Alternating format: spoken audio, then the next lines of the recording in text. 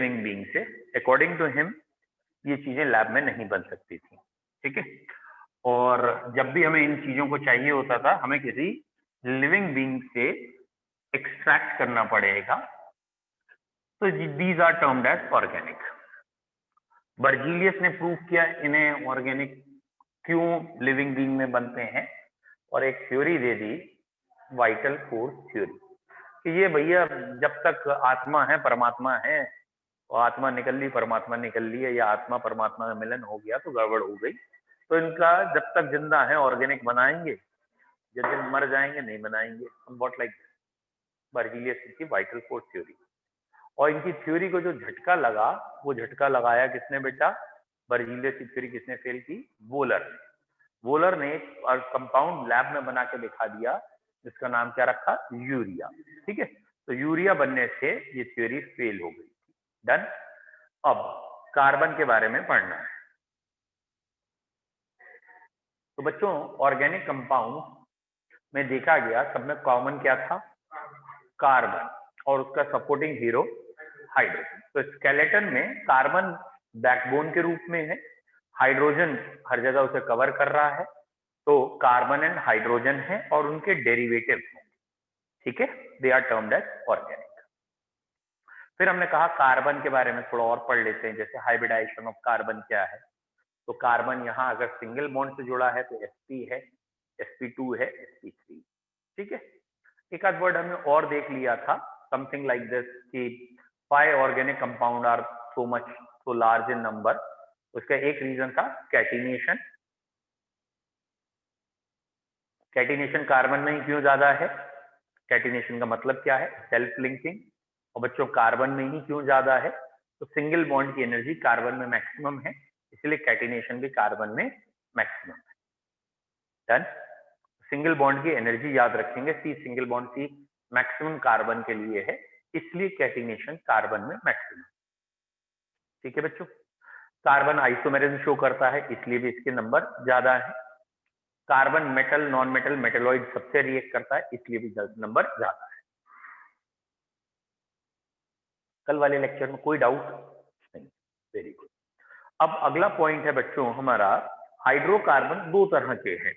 One is termed as saturated hydrocarbon and one is unsaturated hydrocarbon. तो बेटा what are saturated hydrocarbon? वैसे तो आपने स्टैंडर्ड में पढ़ा है और आपको पता भी है कि द वर्ड सैचुरेट मीन्स होता है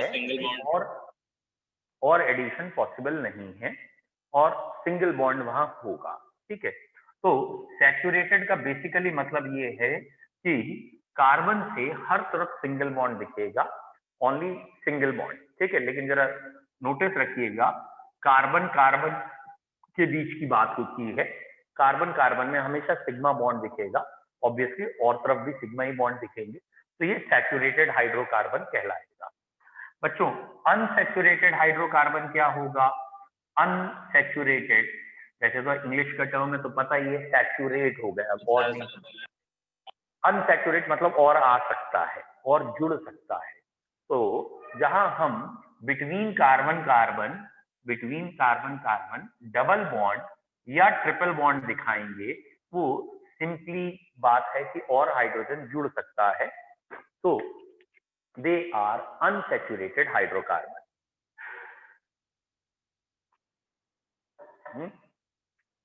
क्लियर है? जहां सिंगल बॉन्ड है वहां सैचुरेट, जहां डबल या ट्रिपल बॉन्ड है अनसैचुरेट। अनसैचुरेट की ये वाली वैरायटी ईन कहलाती है, जिन्हें हम एल्कीन्स कह देते हैं।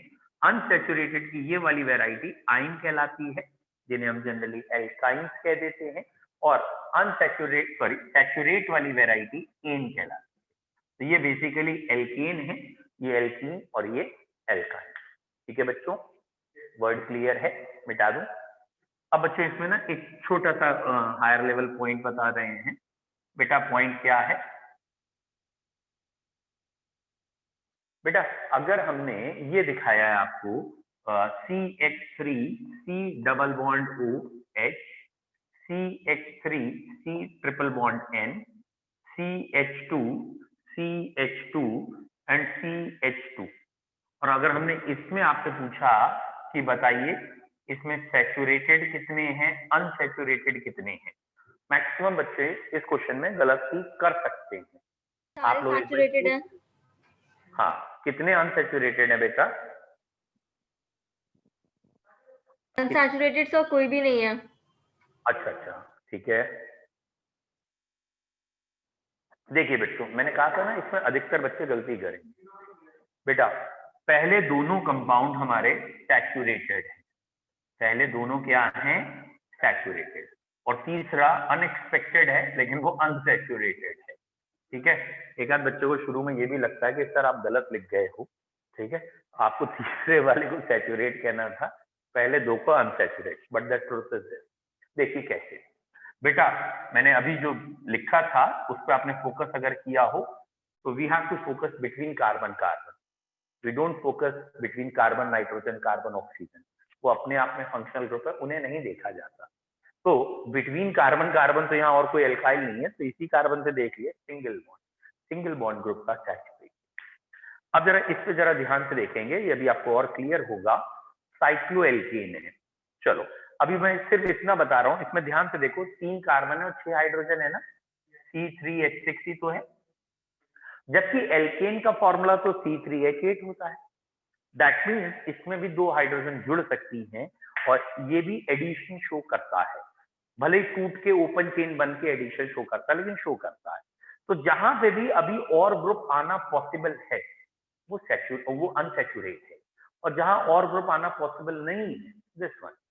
एंड अगेन हमने इनको क्यों नहीं लिया? तो भैया ये तो फंक्शनल ग्रुप है, हमें फंक्शनल ग्रुप में थोड़ी देखना था, हमें सैचुरेट या अनसैचुरेट डेफिनेशन कहां से देखनी थी? एल्काइल ग्रुप से, ना कि फंक्शनल ग्रुप से। तो बच्चों याद रखेंगे, सैचुरेट या अनसैचुरेट बिटवीन कार्बन कार्बन से निकालेंगे डेफिनेशन, ना कि आगे से, मतलब फंक्शनल ग्रुप। कोई doubt? No sir. Very good. No sir. Good, अच्छी बात है, समझ में आ गया है। और मैंने No, पहले sir. कहा ये थोड़ा सा हायर लेवल है, धीरे धीरे मैं आपको और क्लियर कराता चलूंगा। ठीक है, नेक्स्ट पॉइंट। बच्चों ऑर्गेनिक में ना बेसिकली 2 ग्रुप होंगे, एक कहलाएगा हमारा एल्काइल ग्रुप और एक कहलाएगा फंक्शनल ग्रुप।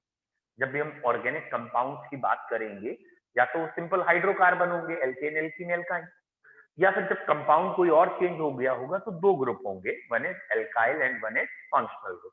जैसे ये मैंने RCOOH लिखा है, तो बच्चों यहां ये जो COOH है ये इसका फंक्शनल ग्रुप है। ठीक है, दैट इज केमिकल बिहेवियर इस पर ज्यादातर डिपेंड करेगा, दैट इज फंक्शनल ग्रुप।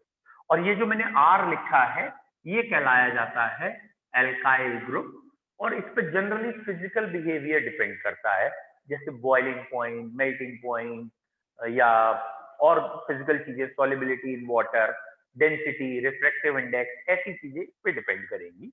तो alkyl group generally physical properties के लिए है जनरली बेटा, और फंक्शनल ग्रुप मेनली रिस्पॉन्सिबल है केमिकल बिहेवियर के लिए या केमिकल प्रॉपर्टीज के लिए। ओके, तो पॉइंट आपकी कॉपी में क्या आएगा? Generally organic compound composed of 2 parts, generally organic compound composed of 2 parts. बेटा कौन कौन से 2 part? Alkyl group and functional group. The alkyl group usually consider for, usually सब में नहीं, physical properties, while the functional group is considered for chemical behavior। तो जो functional group है वो बेटा केमिकल बिहेवियर देखता है और alkyl group physical. Now the point is this, ये जो एल्काइल ग्रुप है ये है क्या? What is this? ये है क्या?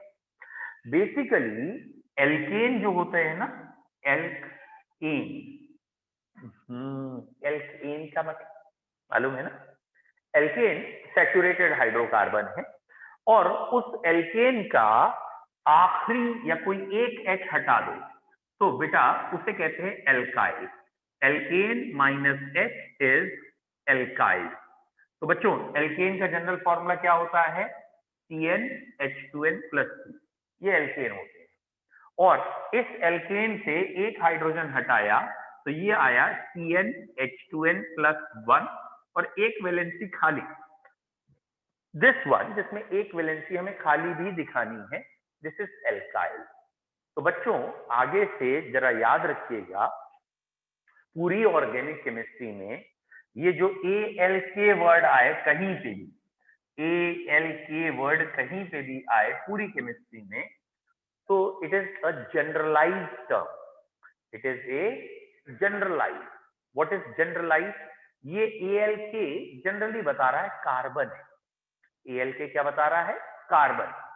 और कितने हैं ये भी बताता है, यानी ALK में लिखा हो मिथ, METH मिथ, तो एक कार्बन है, इथ तो दो कार्बन है, प्रॉप 3, ब्यूट 4, और इसके बाद जनरल है पेंट, हेप्ट 7, ये सारे आपको मालूम है। तो शुरू के 2 या 3 पे ज्यादा फोकस करना है, क्योंकि मिथ, इथ और प्रॉप में बच्चे गलती करते हैं। तो मिथ मतलब एक कार्बन, इथ मतलब 2 कार्बन, प्रॉप मतलब 3 कार्बन, ब्यूट मतलब 4। तो ये पूरी केमिस्ट्री में आगे तक कहीं पे भी एल्क आएगा तो वो elk can be replaced by any of this word, myth, eth, prop, ब्यूट, paint, hex, deck, कुछ भी हो सकता है, डेक मतलब 10। ठीक है, तो याद रखना है alk is a generalised term, it represent number of carbon, so it may be meth, eth, prop, but etcetera. याद रखिए, लिख लीजिए, ALK, alk is a generalised term for number of carbon. Elk is a generalized term for number of carbon. It may be meth, eth, prop, but representing number of carbon. तो बेटा जरा याद रखिएगा, ये रिप्रेजेंट करेंगे number of carbon. मैं इसे मिटा के आपको अभी समझाता हूं। बच्चों सबसे पहले मैं ये समझा रहा हूं आपको कि एल्केन का फॉर्मूला कहां से आया, CnH2n+2। ठीक है, देखिए क्या आपको समझ में आया या नहीं आया, ये एल्केन बना के देखिए। ठीक है, अच्छा कार्बन की वैलेंसी कितनी है? 4। तो इस कार्बन से 2 बॉन्ड है, 2 और, इस कार्बन से 2 बॉन्ड है, 2 और, 2 बॉन्ड है, 2 और, 2 और, 2 और जरा ध्यान से देखना, सब में 2-2 हाइड्रोजन लगाइए, तुमने सब में 2-2 हाइड्रोजन लगाइए, लेकिन इस भाई और इस भाई की तो अभी आत्मा सांत्वना हो रही। क्यों? इसमें 3 ही बॉन्ड है, एक और लगाना पड़ेगा, तो यहाँ एक बॉन्ड और आएगा, यहाँ एक बॉन्ड और आएगा। जरा ध्यान से देखो, जितने कार्बन लिए उसके दुगने हाइड्रोजन, एक नीचे एक ऊपर, दुगने हाइड्रोजन लेने पड़ रहे, और दुगने हाइड्रोजन लेने के बाद भी 2 हाइड्रोजन और चाहिए। तो फॉर्मूला बन गया, जितने कार्बन दुगने हाइड्रोजन और 2 और चाहिए, इसीलिए तो एल्केन का फॉर्मूला है CnH2n+2। अब ये समझ में आया CnH2n+2 क्यों है, +3 क्यों नहीं, 5 क्यों नहीं? भैया वैलेंसी जहां सेटिस्फाई होगी वही तो लिखेंगे। अब जैसे कार्बन 1 है तो बोले हाइड्रोजन 2 हो गए और 2 और लगाने पड़ेंगे, इसलिए मीथेन ये है। या उन्होंने कहा इथेन है, बोले कार्बन 2 हो गए, पहले ये 2 हाइड्रोजन मतलब हर कार्बन से दुगने हाइड्रोजन लगा दो, 2 की और जरूरत पड़ेगी। तो इसलिए एल्केन का जनरल फार्मूला क्या है? CnH2n+2। तो ये एल्केन का जनरल फार्मूला आपको समझ में आना चाहिए। बोलो बच्चों क्लियर है? पूरी ऑर्गेनिक में, फिजिकल में कहीं पे भी कोवलेंट बॉन्ड बनता है तो वो 2 इलेक्ट्रॉनों की शेयरिंग से बनता है। याद क्या रखना है? एक कोवलेंट बॉन्ड 2 इलेक्ट्रॉनों की शेयरिंग से बनता है। ये दिमाग में रखना, ऑर्गेनिक में कई बार काम में आएगा कि यहाँ एक एटम कार्बन या ए है, दूसरा एटम बी है, इसके पास एक इलेक्ट्रॉन है, इसके पास एक इलेक्ट्रॉन है, क्या कोवलेंट बॉन्ड बनना संभव है? हाँ, चांसेस है, बन जाएगा। डन। अगर कोई एक एटम ए है, इसका ऑर्बिटल खाली है, बी एटम बी है, दूसरा एटम बी है, उसके पास लोन पेयर है, क्या बॉन्ड बन जाएगा? बिल्कुल बन जाएगा। क्यों? क्योंकि ये इसके पास ऑर्बिटल्स हैं, वो ओवरलैप करेंगे और एक बॉन्ड दिखा देंगे। इसका उल्टा भी संभव है कि ए के पास 2 इलेक्ट्रॉन हो और बी ऑर्बिटल खाली हो, बॉन्ड बनना संभव है। तो वो बात तो एक ही है, ठीक है। लेकिन ऑर्गेनिक में ये संभव, या पूरी केमिस्ट्री में ये संभव नहीं है। एक ए है, बी है, दोनों ही खाली है। अब बेटा अगर दोनों ही खाली इलेक्ट्रॉन ही नहीं है तो काय की ओवरलैप है? बॉन्ड ना बनेगा।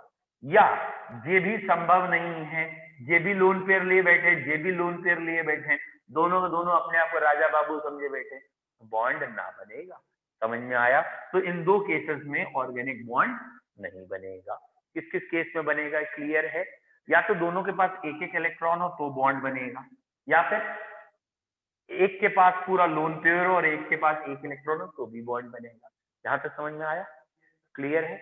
ये बॉन्ड सिंगल भी हो सकता है, डबल भी हो सकता है, ट्रिपल भी, कोई जरूरी नहीं है कि ये सिंगल ही हो। मतलब पहले से ए और बी में एक बॉन्ड होता और इसका ऑर्बिटल पे एक इलेक्ट्रॉन, ये एक, तो ये हो गया, कोई दिक्कत? समझ में आ गया? अगर एक बॉन्ड पहले से ही है और एक एक अनपेयर है तो दूसरा बॉन्ड बन जाएगा। बोलो क्लियर है? कोई दिक्कत? ये ध्यान रखना। अब इसका उल्टा सोचो। उल्टा मतलब अगर कभी ऑर्गेनिक में बॉन्ड पहले से है तो वो टूट के ऐसे हो सकता है, वो टूट के ऐसे भी हो सकता है और ऐसे भी हो सकता है। समझ में आया? और फिर जब नया बॉन्ड बनाना पड़ेगा तो या तो एक एक अनपेयर मिलेगा तो बनेगा, और या फिर एक पूरा भरा एक खाली होगा तो बनेगा। कोई दिक्कत? पक्का? इसका उल्टा भी समझ में आ रहा है? जैसे ऐसे समझ में आया है ऐसे भी आ रहा है। अभी देखता हूं आया नहीं आया। देखो बच्चों, ऑर्गेनिक में ये मैंने बनाया alkene, carbon carbon carbon carbon, और यहाँ पे H H H H H, ये एल्केन था। अभी हमारी तुम्हारी बीच में समझौता हुआ कि ये एल्केन कैसे आया। बोलो भैया समझ में आ गया कैसे आया? ठीक है, मान ले रहा हूं मैं थोड़ी देर के लिए कि यहाँ पे Cl या He था, चलो, और ये वाला H एक इलेक्ट्रॉन लेके निकल गया, किसी ने अटैच किया, कुछ हुआ, ये बॉन्ड टूट गया और ये एक इलेक्ट्रॉन लेके निकल गया, ये भी एक इलेक्ट्रॉन लेके निकल गया, दोनों हाइड्रोजन ने एक एक इलेक्ट्रॉन लिए और निकल लिए। क्या एक एक इलेक्ट्रॉन बचा हुआ है? एक एक इलेक्ट्रॉन बचा है, और इन्होंने भी एक एक इलेक्ट्रॉन लिया, तो ये दोनों बाद में जुड़ के H2 बना लेंगे। क्या ये एक एक इलेक्ट्रॉन ओवरलैप कर सकता है? बॉन्ड बन सकता है? बन सकता है। तो अब क्या हो गया, 1 2 3 4 और ये आ गया डबल बॉन्ड। तो भैया एल्केन से एल्कीन आते समय क्या हुआ? क्या हुआ? दो हाइड्रोजन निकल गए, और इसीलिए एल्कीन का जनरल फॉर्मूला है Cl। रुक जाओ, जल्दबाजी देखो ध्यान से, समझ में आया बेटा? तो एल्केन से एल्कीन आते समय दो हाइड्रोजन निकल गए। अब बेटा जरा ध्यान से देखो और सोचो, बेटा ध्यान से देखो और सोचो, अगर एक हाइड्रोजन ये वाला निकला होता और एक हाइड्रोजन ये वाला निकला होता तो, वेरी गुड, अगर ये एक हाइड्रोजन निकला होता और एक ये, तो ये और ये ओवरलैप करते ना, तो ये 4 कार्बन ऐसे ओवरलैप करते। भाई 1 2 3 4 कार्बन, 3 बॉन्ड पहले से बने, एक नया बॉन्ड अब बन जाता। समझ में आया? तो दो हाइड्रोजन निकलने से दो काम हो सकते हैं। जब भी एल्केन से दो हाइड्रोजन निकलेंगे तो या तो रिंग बन सकती है और या ओपन चेन, और ओपन चेन रहेगा तो एल्कीन बन जाएगा, और रिंग बनेगी तो साइक्लो एल्कीन। आया समझ में? फिर से ध्यान से देखो क्या कहना चाह रहे हैं हम बच्चों। कहना चाह रहे हैं साइक्लो एल्कीन, ये एन है, is equivalent to alkene. Equivalent का मतलब समझ में आ गया? इसकी जगह ये भी आ सकता है, यानी इन दोनों का जनरल फॉर्मूला यही है, CnH2 है। एक बार ध्यान से देखो, सोचो, अगर लगातार कार्बन के दो हाइड्रोजन निकलेंगे, ध्यान से, अगर लगातार कार्बन के दो हाइड्रोजन निकलेंगे तो एल्कीन बन जाएगा, क्योंकि एक बॉन्ड पहले से होगा, एक और आ जाएगा। और अगर वो दो कार्बन लगातार नहीं हुए, मान लो ये 3 कार्बन, यहां से दो हाइड्रोजन निकले तो ये डबल बॉन्ड हो गया, क्योंकि सिंगल पहले से था, डबल आ गया। और अगर यहां और यहां के हाइड्रोजन निकले तो पहला ही बॉन्ड बना है, पहला ही बॉन्ड बना तो सिग्मा ही होगा, तो साइक्लो हो गया। तो दो हाइड्रोजन जब लगातार कार्बन के निकलते हैं तो एल्कीन होता है, और अगर लगातार ना हो तो साइक्लो होता है। यानी साइक्लो एल्कीन और एल्कीन का फॉर्मूला सेम है। यानी केमिस्ट्री में, ऑर्गेनिक केमिस्ट्री में, एक पाई बॉन्ड और एक रिंग इक्विवेलेंट है। कहीं पे भी एक रिंग आ रही है तो उस रिंग की जगह एक पाई बॉन्ड आ सकता था, और कहीं एक पाई बॉन्ड आया है तो उसकी जगह एक रिंग आ सकती है। समझ में आया?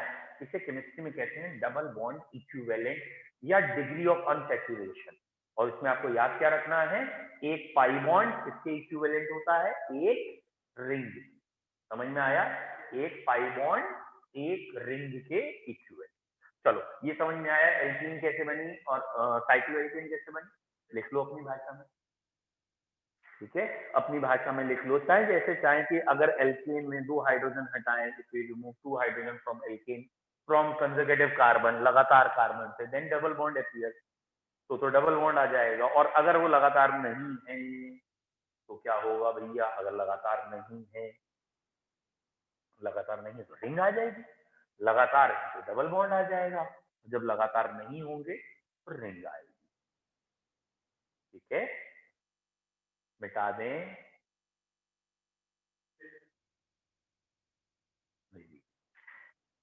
लिख लिया? तो आपको नोट करके एक पॉइंट लिखना है, in organic chemistry pi bond is equivalent to ring. Organic chemistry में पाई बॉन्ड रिंग के इक्विवेलेंट होता है। पाई बॉन्ड की जगह रिंग आ सकती है, रिंग की जगह पाई भी आ सकता है, ये हायर लेवल पे सामने भी आएगा। डन।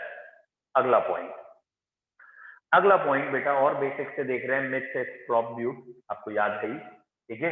कहीं कार्बन 1 हो तो इसको मिथ कहना है एल्काइल में, कार्बन 2 हो तो इथ कहना है, कार्बन 3 हो तो प्रॉप कहना है, कार्बन 4 हो तो ब्यूट कहना है।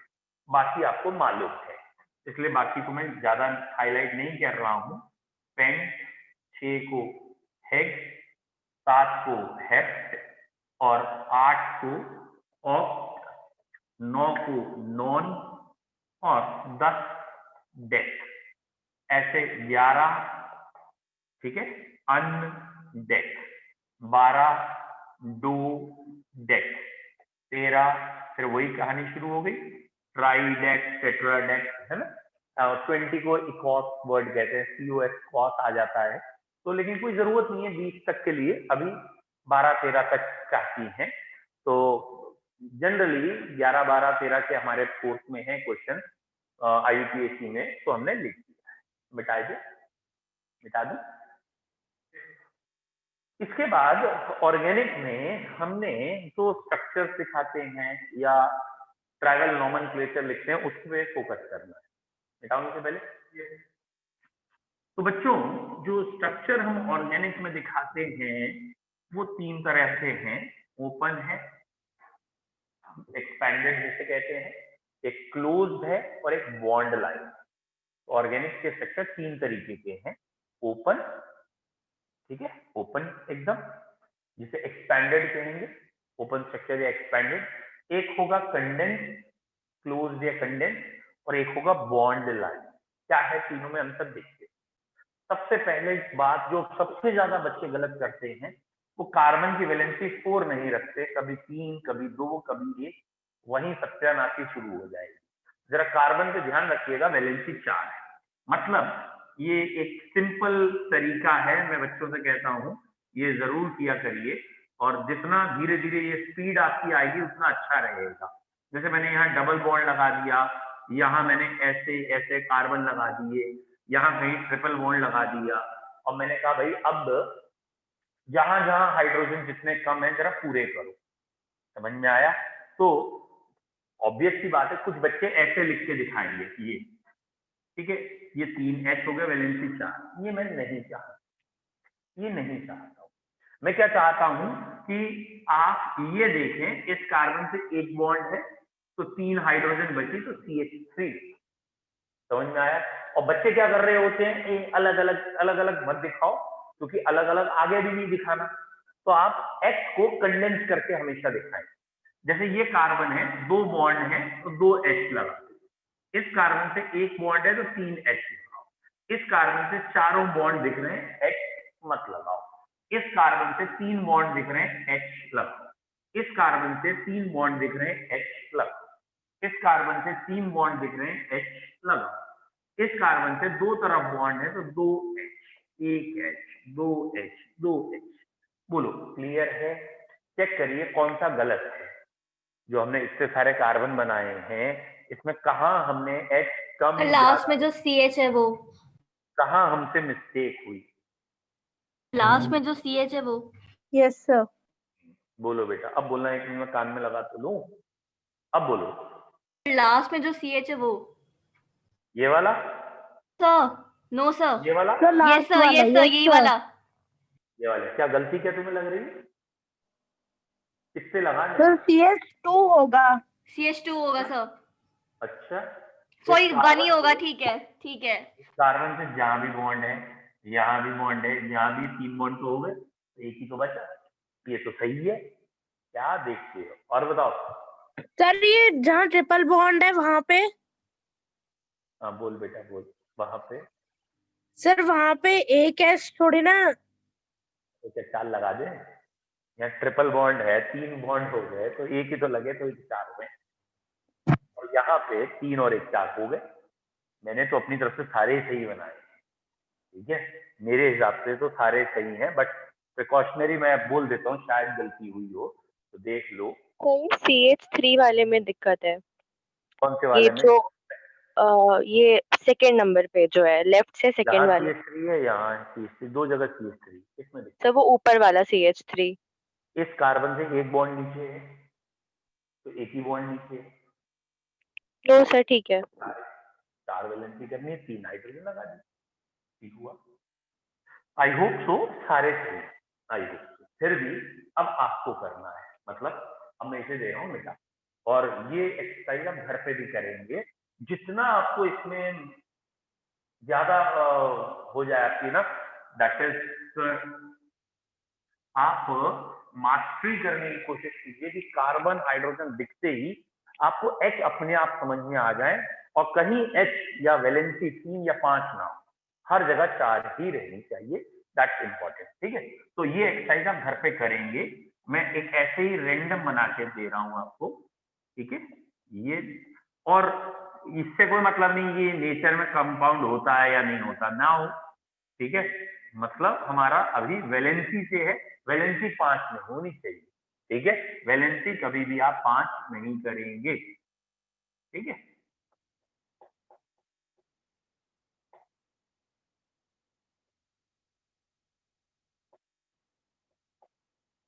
मैंने रैंडम बनाया है, मैं नहीं कर दूंगा। हाँ हाँ, एक second। अब बोलो बेटा। सर मैं पूछ रहा हूँ, इसमें चेन रूल प्रोसेस लगेगा कि नहीं लगेगा? बेटा चेन रूल बोले तो? चेन सर रूल वो से मतलब 10th बच्चे? में पढ़ा नहीं था, मैं आपको बताऊंगा बाद में बताऊंगा सर। चलिए ठीक है, बाद में डिस्कस कर लेंगे। और एक्चुअली मैं इसलिए भी नहीं डिस्कस करना चाह रहा क्योंकि मुझे आता ही नहीं है ऐसे कोई रूल। ठीक है, इसलिए बाद में कर लेना तो डिस्कस। चलिए, तो यहाँ पे आप हर कार्बन से हाइड्रोजन लगाएंगे, कितनी कितनी आ रही है वो देखेंगे। ठीक है, और एक साथ लिखेंगे। ये नहीं करेगा कोई बच्चा 3H अलग अलग लिख के दिखाए, सीधा H2H ऐसे लिखने होंगे। और ऐसे रैंडम चेन्स अपने आप भी बनाइएगा, और कोशिश यही करिएगा जैसे किसी भी कार्बन की वैलेंसी 5 ना हो, है ना। Done, very good. तो ये आप घर पे और भी करिएगा प्रैक्टिस। ठीक है, जैसे इन्होंने कहा है डन, तो मैं लिख दे रहा हूँ यहाँ CH3, यहाँ CH3, यहाँ CH3, यहाँ एक H, यहाँ एक H, इन सब में एक H, और यहाँ कोई H नहीं, यहाँ एक H, यहाँ कोई H नहीं, यहाँ कोई H, सर 15 होंगे H। एक H, यहाँ 3, यहाँ। हाँ बेटा आप बोलिए। हाँ बेटा बोलिए। नहीं तो आई नहीं सर, गलत है। हाँ, कौन सा गलत है? कौन सा? नहीं सर, कुछ नहीं, मेरा गलत है। ओके, ठीक है, कोई डाउट? तो इसकी आप प्रैक्टिस करेंगे जिससे कि आपको ये तुरंत दिखे कहाँ H लगा है। इस स्ट्रक्चर को हम जनरली एक्सपैंडेड कहते हैं। ठीक है, एक्सपैंडेड। अब इसी को अगर मुझे कंडेंस करना है तो थोड़ा सा ही कंडेंस पॉसिबल है। इस कार्बन पे 3 CH3 लगे हैं, तो मैंने कार्बन CH3 थ्राइस लिख दिया। बोलो समझ में आया? समझ में आया? जैसे मैंने आपको थोड़ी देर पहले कहा CH को एक साथ लिखा करो, H ना लिख के H3 लिखा करो, वैसे ही अगर इस कार्बन पे तीनों एक जैसे हैं कंडेंस कर दो तो ये चीज ऐसे लिखी जाती है। डन। कंडेंस स्ट्रक्चर में ये तो CH ही लिखा जाएगा, डबल बॉन्ड तो पूरा ही लिखाया जाएगा। कंडेंस स्ट्रक्चर में जो भी चीजें चेन के नीचे या ऊपर आती हैं कोशिश करते हैं उसे भी एक ही लाइन में लिखने की, ठीक है। जैसे इस स्ट्रक्चर को कंडेंस फॉर्म में हम C6H5 कहते हैं।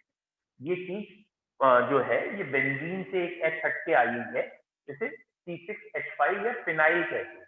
तो हम यहाँ पे इस कार्बन के बाद यहाँ पे ऐसे ब्रैकेट लगा के C6H5 लिख देते हैं, फिर डबल बॉन्ड कार्बन लगाते हैं।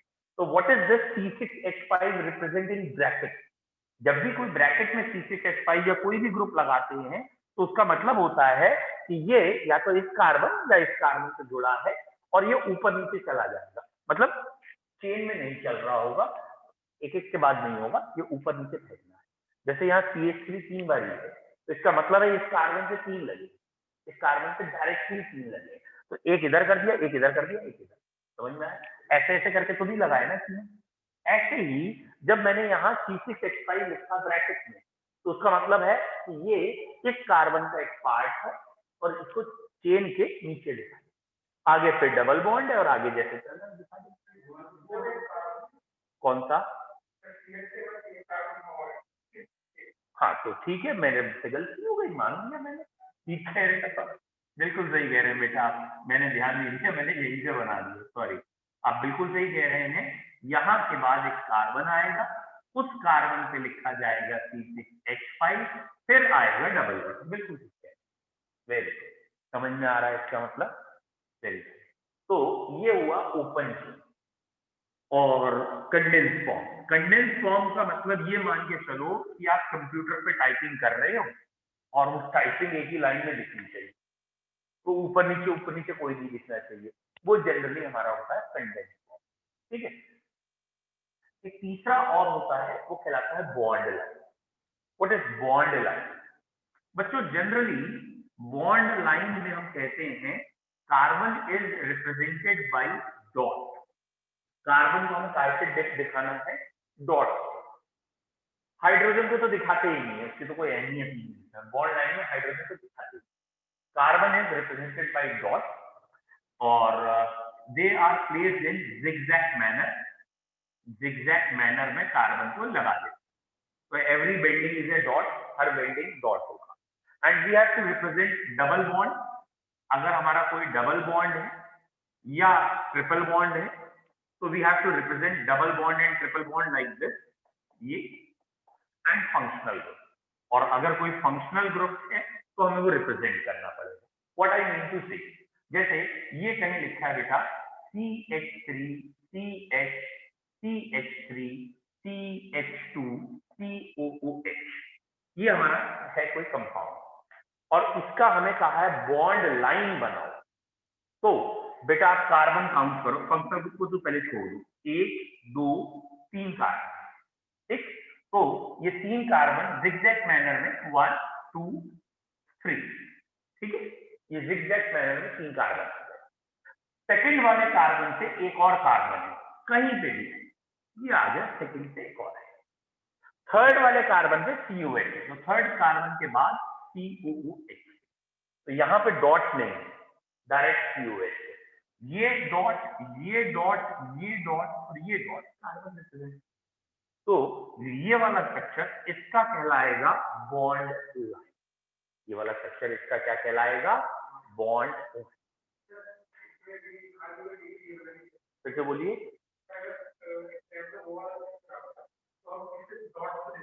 ये बिल्कुल सही, डॉट के हिसाब से IUPAC नेम आपको ऐसे ही मिल जाएगा, जरूरी नहीं ओपन जाए। तो zigzag sorry bond line structure में ये 2-3 पॉइंट है। पहला पॉइंट है carbon is represented by dot and in zigzag manner. हम यूजुअली zigzag करते हैं क्योंकि एक स्ट्रेट चेन में अगर चलते जाएंगे तो डॉट मार्क करना मुश्किल होगा, और ये भी अगर आप चाहें तो यहाँ से अगर ऐसे करके दिखाएंगे तो ज्यादा अच्छा रहेगा स्ट्रेट ठीक है, इस तरीके से ज्यादा अच्छा रहेगा स्ट्रक्चर, जिससे इजीली आइडेंटिफाइड हो। और डबल बॉन्ड को आपको दिखाना पड़ेगा, ट्रिपल बॉन्ड को दिखाना पड़ेगा, और जो कोई फंक्शनल ग्रुप आएगा वो दिखाएंगे। मतलब फंक्शनल ग्रुप में अगर हाइड्रोजन है तो दिखानी है। व्हाट आई मीन टू से, मान लो थोड़ी देर के लिए फंक्शनल ग्रुप होता है एल्डिहाइड, तो ये होता है CHO ग्रुप बेस। तो ऐसा नहीं है कि इसके H ना दिखाए, ये तो पूरा फंक्शनल ग्रुप है ना। तो यहाँ पे आप CHO ऐसे भी दिखा सकते हैं, ये H दिखाएंगे, ये H दिखाएंगे।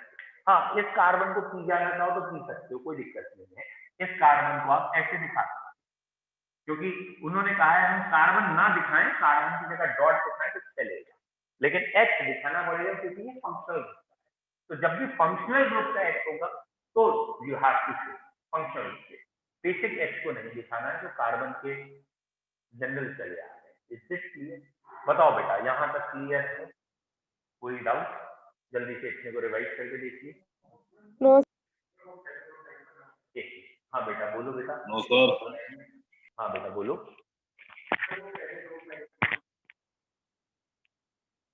हाँ जी बोलिए बेटा, जो ऑनलाइन में बच्चा बोल रहा था वो बोले।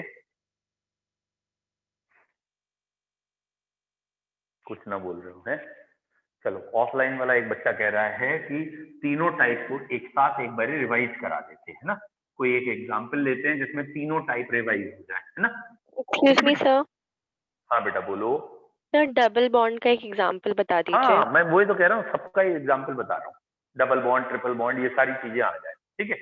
ये देखिए बेटा, पहले ये मैंने ऐसे दिखाया, ये यहाँ है ट्रिपल बॉन्ड, और इसके बाद मैंने यहाँ दिखाया डबल बॉन्ड, एंड सपोज यहाँ पे मैंने दिखा दिया कोई functional group, double bond O and OH ऐसे, ठीक है। और मैंने कहा जरा इसको सही से लिख के दिखाइए। तो ये रहा एक कार्बन, ये भी कार्बन है, ये कार्बन है, ये कार्बन है, ये कार्बन, दिस वन। तो मैंने बस इन्हें हाईलाइट किया इस समय, अब मैं इनको लिखने जा रहा हूँ। ये वाले कार्बन से मैंने स्टार्टिंग की है, इससे अगले ये रहा कार्बन, और मैं अपने दिमाग में लेके चल रहा हूँ कि वैलेंसी कैसे रखनी है। तो इस कार्बन पे मैंने एक ही H दिखाया है, इसके बाद ये है, फिर ये है, फिर ये है, फिर ये है। अब आपको अगर समझ में आया हो क्या किया गया है, लेफ्ट टू राइट चेक करिए। ये CH3 ये यहाँ है जिसे मैंने टिक लगाया है। उसके बाद ये कार्बन जिस पर 3 बॉन्ड तो दिख रहे थे, तो ऑब्वियसली चौथा दिखाना था। उससे ऊपर की तरफ C डबल बॉन्ड OH है जिसे इकट्ठे दिखा दिया।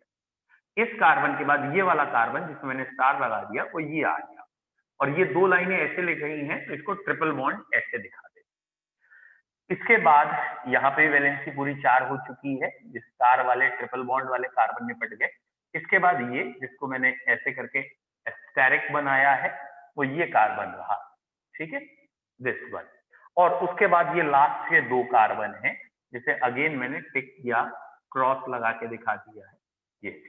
अब आपको किसी भी कार्बन में प्रॉब्लम है तो पूछ लीजिए, स्टार वाले कार्बन, एस्टेरिक वाले कार्बन, क्रॉस वाले कार्बन, टिक वाला कार्बन, फंक्शनल ग्रुप, व्हाटएवर। बोलो क्लियर है? अब बेटा कोशिश की डबल बॉन्ड भी दिख जाए और ट्रिपल बॉन्ड भी दिख जाए, यहाँ डबल और ट्रिपल दोनों आ गए। क्लियर है बच्चों? Yes sir. वेरी गुड, ठीक। अच्छा मिटा दो ये वाले को। नेक्स्ट, अब बच्चों ओपन करने के लिए या एक्सपैंडेड वाले स्ट्रक्चर्स, ठीक है, वो बताता हूं। जैसे ये लिखा है बेटा CH3 whole thrice C CH, ठीक है, और इसके बाद यहां लिखा है CH CH3 twice in this bracket, ठीक है। मैं थोड़ा टफ कर ही रहा हूं ऑब्वियसली। और इसके बाद यहां लिखा है CH, चलो अब इसमें ही रखते हैं, ज्यादा कंफ्यूजन ना हो, ठीक है। अब इसको ओपन करने के लिए कहा गया है, ऑब्वियसली एक कंडेंस दिखाया है, एक स्ट्रेट लाइन। अब मैं कह रहा हूं इसे ओपन करो, एनलार्ज करो। चलिए एक है तो मैं बताता हूं आपको। पहला है, देखो बच्चों, आपने ये देखना है इस कार्बन से, मतलब दिमाग में वही रखना है, कार्बन की वैलेंसी 4 है, इस कार्बन से 3 बारी ये ग्रुप लगा है, तो ये रहा कार्बन, ये 3 बारी ग्रुप लगा है CH। इसके बाद इस कार्बन से एक C है जिसपे H है और उसके आगे CH3 है, ठीक है, इसके आगे CH3। तो इस कार्बन की एक ही वैलेंसी बची, उस वैलेंसी में ये ग्रुप है, ये है CH, और इस CH में 2 बारी लगा हुआ है दिस एंड दिस CH3। देखिए समझ में आया, CH3 2 बारी इस CH के साथ, और ये CH यहां जुड़ा है, तो CH3 2 बारी इस CH के साथ, ये यहां जुड़ा है। और check it, all the carbon should have valency 4, किसी की वैलेंसी 3 या 5 नहीं होनी चाहिए। इस कार्बन में वैलेंसी 4 है, इसमें वैलेंसी 4 है, इसमें 3 पे कार्बन 1, 4 4 4 4 4, एवरीवन। तो ये कंडेंस था, ये इसका ओपन चेन आया।